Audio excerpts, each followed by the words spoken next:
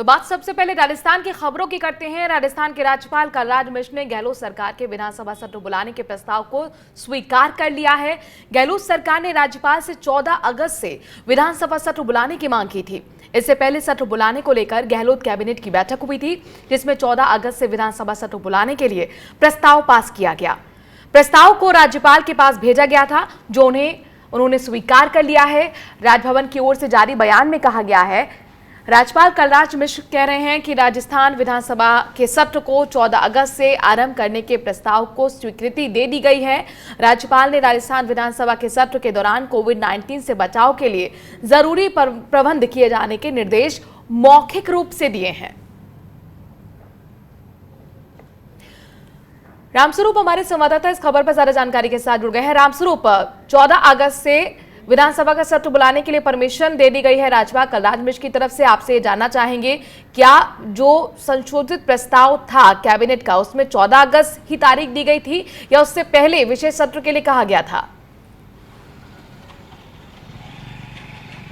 बिल्कुल, राज्यपाल की तरफ से कल रात 8:30 बजे जो है विधिवत उनका प्रेस नोट जारी हुआ था, जिसमें अनुमति की बात कही गई थी। तो ये कह सकते हैं कि पिछले 5-7 दिन से राजभवन और सरकार के बीच जो टकराव की स्थिति बनी हुई थी विधानसभा सत्र बुलाने को लेकर के, उस पर सहमति बन गई है। वो टकराव अब खत्म हो गया है। जैसा कि आपने बताया कि पूर्व में ये मांग बताया गया था राज्यपाल के द्वारा कि 21 दिनों के नोटिस पर ही जो है सत्र बुलाया जाना चाहिए। तो पूर्व में जो नोटिस सरकार के द्वारा दिया गया था, तो उस दिन से 21 दिन गिने तो 14 अगस्त से जो है 21 दिन पूरे हो जाते हैं। तो 14 अगस्त से विधानसभा का विशेष सत्र बुलाने की अनुमति दे दी गई है। अब देखना ये होगा कि प्रस्ताव में जो है प्रस्ताव स्वीकार होने के बाद में अब जब सत्र चलेगा तो सत्र में क्या क्या वहाँ पर होना है, या फिर किस तरह की बिजनेस एडवाइजरी जो मीटिंग होती है उसमें क्या निर्णय होते हैं, वो अलग बात है। लेकिन तय है, ये बात क्लियर बात ये हो गई है कि जो टकराव की स्थिति बनी हुई थी पिछले 5-7 दिन से सरकार और राजभवन के बीच में, वो अब दूर हो चुकी है। वो दूरी कल दोपहर बाद जब दोबारा से मुख्यमंत्री अशोक गहलोत ने राजभवन जाकर के मुलाकात की थी राज्यपाल से, तब उन बिंदुओं पर सहमति बनी थी। उसके बाद में कल शाम को दोबारा फिर से जो है मुख्यमंत्री निवास पर बैठक हुई है कैबिनेट की, जिसमें दोबारा से संशोधित प्रस्ताव को तैयार करके तुरंत भिजवाया गया और थोड़ी देर बाद में ही वहां से हरी झंडी मिल गई। मनेरी रामस्वरूप हमारे साथ संजय बोरा, रेजिडेंट एडिटर जयपुर से हमारे साथ जुड़ गए हैं। संजय, पिछले एक हफ्ते से ऐसा लग रहा था कि संवैधानिक संकट की ओर राजस्थान जा रहा है, कम से कम उससे तो अब राहत मिली है, लेकिन ये जो 14 अगस्त से विशेष सत्र बुलाया जा रहा है, क्या इसे राहत समझे गहलोत सरकार के लिए, या फिर ये समझे कि चलो कुछ तो मिला? क्योंकि विशेष सत्र वो अर्जेंसी के पैमाने पर मांग कर रहे थे, वो चाहते थे कि 31 अगस्त से हो।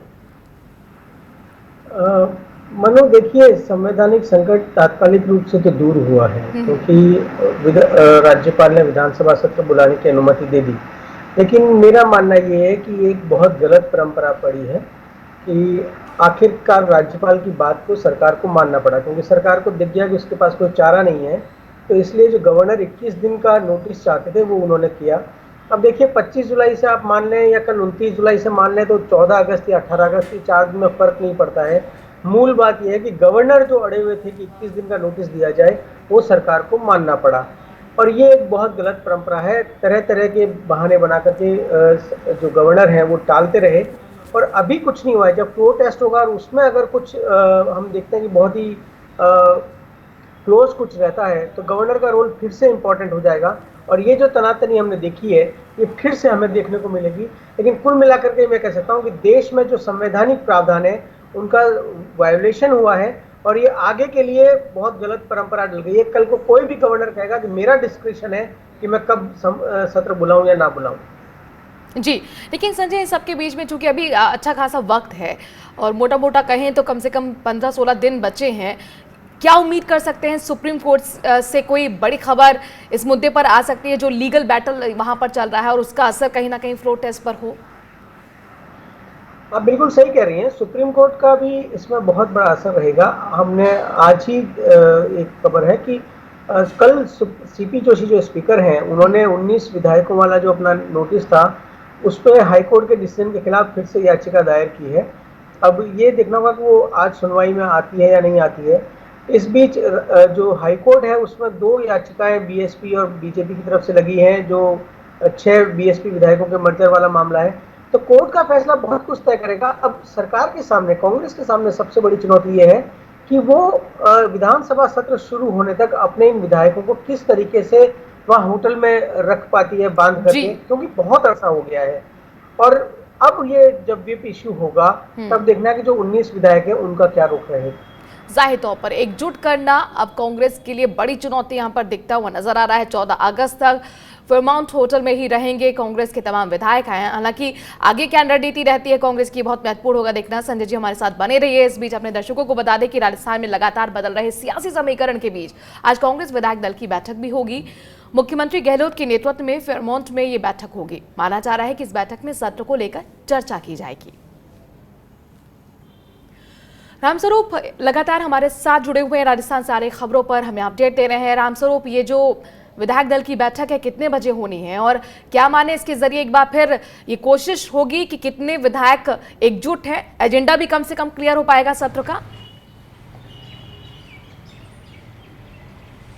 बिल्कुल, अभी सुबह 11 बजे से प्रस्तावित मीटिंग है और मीटिंग होटल फेयरमाउंट में ही होगी, जहां पर तमाम विधायक मंत्री पिछले कई दिनों से रुके हुए हैं।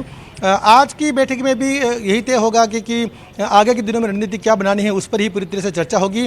जिस तरह से 2-3 दिन पहले मुख्यमंत्री अशोक गहलोत ने पूर्व की जो विधायक दल की बैठक हुई थी तब साफ तौर पर कहा था कि हो सकता है कि आपको 21 दिन और यहाँ पर रुकना पड़े। तब सभी विधायकों ने साफ तौर से सहमति जाहिर की थी कि हम 21 दिन रुकने के लिए तैयार हैं, किसी को कोई दिक्कत नहीं है।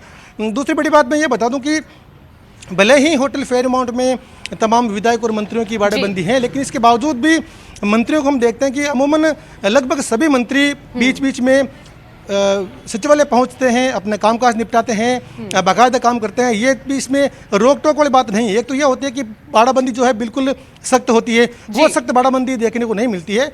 वहाँ रुकते जरूर हैं, हाजिर जरूर लगाते हैं, लेकिन उसके बावजूद भी तमाम जो मंत्री हैं, चाहे शिक्षा मंत्री हो, उच्च शिक्षा मंत्री हो, परिवहन मंत्री हो, बिजली और जो जलदाय विभाग के मंत्री हो, तमाम मंत्री जो है बीच बीच में बाकायदा सचिवालय पहुंचते हैं, अपना कामकाज देखते हैं। विधायकों की बात करें तो कई निर्दलीय विधायक ऐसे भी हैं जो लगातार प्रतिदिन जो है अपने क्षेत्र में जाते हैं, दिन भर वहाँ क्षेत्र में कामकाज देखते हैं, उसके बाद चलिए जरूरी भी है चूंकि सरकार गहलोत की है और उनके विधायकों को लगातार कामकाज के लिए फील्ड पर भी उतरना होगा। यही सवाल विपक्ष भी पूछ रहा है, लेकिन महत्वपूर्ण ये होगा कि आज जब विधायक दल की बैठक होगी तो मुख्यमंत्री गहलोत किस तरह से उत्साह बढ़ाते हैं विधायकों का, चूंकि लगातार वो एक टीचिंग मेथड में भी उतर आए हैं और वो कहते हैं कि आपके साहस की वजह से हमारी सरकार है, एकजुट होना है, ये अग्नि परीक्षा का वक्त है। फिलहाल अब नजर बनाए रखिएगा, आगे आपसे अपडेट्स लेते रहेंगे। रामस्वरूप, शुक्रिया हमारे साथ जुड़ने के लिए, तमाम जानकारी हम तक पहुंचाने के लिए।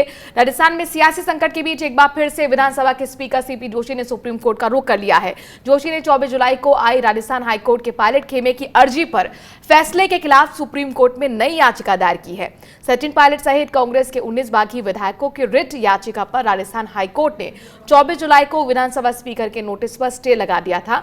इस हिसाब से अगले आदेश तक पायलट गुट की सदस्यता को कोई खतरा नहीं है।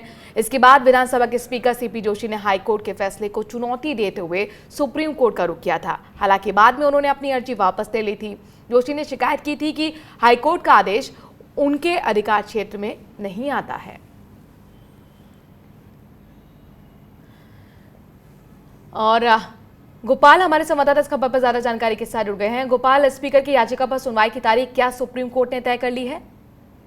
नहीं मैंने अभी सुनवाई की तारीख तय नहीं हुई। अभी कल रात को फाइल हुआ है सुप्रीम कोर्ट में। अब सुप्रीम कोर्ट की रजिस्ट्री तय करेगा कि किस दिन इस मामले की सुनवाई की जाए, क्योंकि पिछले दिनों स्पीकर की तरफ से देश वरिष्ठ वकील कपिल सिब्बल ने यह कहते हुए सुप्रीम कोर्ट से याचिका को वापस ले ली थी कि राजस्थान हाई कोर्ट ने विस्तार से फैसला दिया है, लिहाजा उस फैसले को पढ़ने के लिए समय चाहिए और उस फैसलों को अब हम चुनौती देना चाहते हैं, जिसके बाद सुप्रीम कोर्ट ने अनुमति दे दी थी। और अब 2 दिन बाद जब फैसले की कॉपी स्पीकर की तरफ से पढ़ ली गई है तो फिर अभी याचिका दायर की गई है और उसमें कहा गया कि हाईकोर्ट को यह अधिकार नहीं है कि इस तरीके के विस्तार से फैसला दे, क्योंकि सुप्रीम कोर्ट के जो 1992 का संवैधानिक पीठ का फैसला है उसका यह फैसला उल्लंघन करता है। शुक्रिया गोपाल, तमाम जानकारी हम तक पहुंचाने के लिए। राजस्थान के मुख्यमंत्री अशोक गहलोत के भाई अग्रसेन गहलोत से ईडी ने पूछताछ की है। ईडी ने उनसे फर्टिलाइजर घोटाला मामले में पूछताछ की है और ये पूछताछ डिजिटल दस्तावेजों के आधार पर की गई है। इस मामले को लेकर ईडी की पूछताछ आगे भी होगी। दरअसल अग्रसेन गहलोत ने स्वास्थ्य कारणों का हवाला देते हुए पूछताछ के लिए अगली तारीख देने के लिए कहा है, जिसके बाद अग्रसेन गहलोत दिल्ली से जोधपुर के लिए रवाना हो गए। बता दें कि बीते दिनों ईडी ने अग्रसेन गहलोत के घर समेत दिल्ली, राजस्थान, गुजरात, पश्चिम बंगाल में करीब 1 दर्जन से ज्यादा जगहों पर छापेमारी की थी।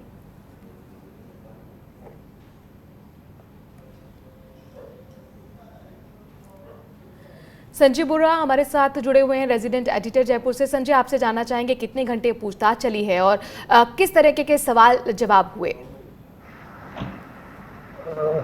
मनु, दरअसल ये 12-13 साल पुराना घोटाला है और उसको लेके 2-3 घंटे ये पूछताछ हुई है और उसमें सवाल यही है कि आपने इसका जो मुरेट है जो उसको आपने कैसे एक्सपोर्ट किया और आपने इसका किस तरीके से इसका लाइसेंस लिया, जबकि ये घरेलू मामलों में ही इस्तेमाल किया जाता है।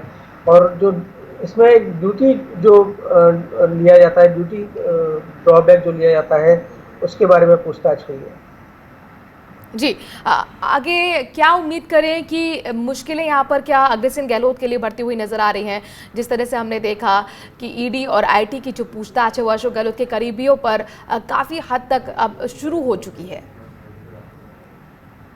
ये तो पक्का है कि ये जो राजनीतिक संकट चल रहा है ये जब तक रहेगा और ये खत्म हो जाए तब भी केंद्र सरकार मुख्यमंत्री अशोक गहलोत के करीबियों पर शिकंजा कसती रहेगी, उनको हैरास करती रहेगी, क्योंकि ये मामला आर्थिक घोटाले का उतना नहीं है जितना कि पॉलिटिकल वेंडेटा का है। शुक्रिया संजय हमसे जुड़ने के लिए और इस खबर के मायने हमें समझाने के लिए। रेजिडेंट एडिटर हमारे साथ जुड़े थे, जिनका कहना था कि इसका कहीं ना कहीं राजनीतिक रूप से कई मायने निकाले जा रहे हैं। और फिलहाल राजस्थान की खबरों में इतना ही। एक छोटे से ब्रेक के लिए हम रुक रहे हैं।